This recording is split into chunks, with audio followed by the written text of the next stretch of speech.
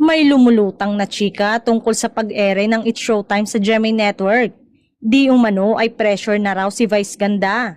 Nape-pressure nga daw na mas taasan pa ang ratings ng nasabing noontime show. Noong panahon daw kasi ng ALDAB halos 50% ang rating. Pero ngayon, syempre, iba na ang landscape sa telebisyon. Pag ang rating ng isang programa ay 10%, bongga ka na. Ayon sa unconfirmed sources, may hamon daw kasi si Attorney Felipe Gozon, ang chairman at CEO ng GMA7 sa TV host comedian. Ang dare daw nito ay hindi lang patumbahin ng It's Showtime ang kakompetensyang programang Itbulaga, kundi doblehin pa ang pagdating sa ratings game.